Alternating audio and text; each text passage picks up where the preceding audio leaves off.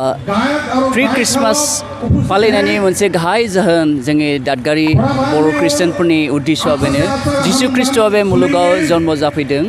आरो बे जिसु ख्रीष्टआ बे मुलुगाव जन्म जाफैनायनि गेदेर थांखियानो बेनो मुलुगाव थानाय दुखुआव थानाय खस्थ'आव थानाय असान्तियाव थानाय आसा गैयै मानसिफोरनो आसा होनो थाखाय शान्ति होनो थाखाय उद्धारनि लामाखौ होनो थाखाय परित्रानखौ जिसुआ जोंनो होनो थाखाय बे मुलुगाव फैबाय बेखौहाय रंजानायजों प्रकाश खालामनो थाखाय आरो बे गेदेर इसोरखौ जोङो मान होनो थाखाय बे प्रि क्रिसमासखौ सेलेब्रेट खालामनाय जादों मानोना बे जिसु ख्रीष्टआ 2000 बोसोरनि सिगां बे मुलुगाव मानसि माहारिनि लागै जन्म लाफैदों आरो बे जिसु ख्रीष्टनि जन्म लाफैनाया जों मुलुगाव थानाय गासैबो मानसि माहारिनि लागै मोनसे उद्धारनि लागै गोजोननायनि लागै शान्तिनि लागै बे मेसेजखौ जिसुआ जोंनो लाबोनायखाय जों बे रंजानाय मेसेजखौ बे जायगायाव लाबोनाय जादों। फैबाय थानाय सम 25 जे क्रिसमास दिन अक्ट'खालि फालिजागोन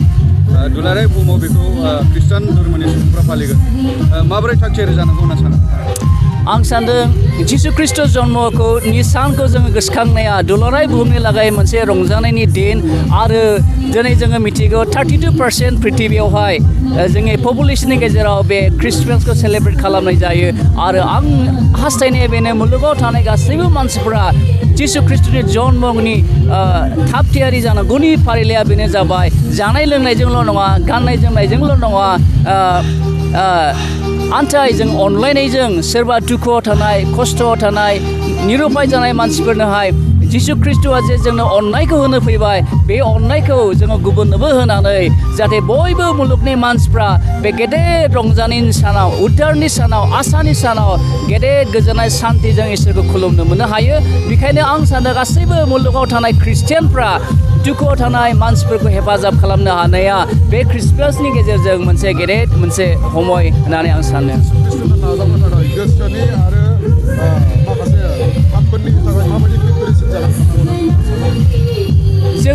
जोंनि पापनि लागै जिसु ख्रीष्टआ बे मुलुगाव जन्म होनायनि उनाव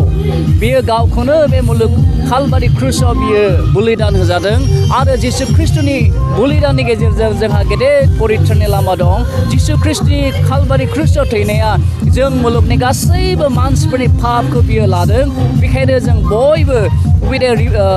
साबबिसिहा गुरै गोसोजों जोङो बे गेदेर जिसु ख्रीष्टनि जन्म जानाय सानखौ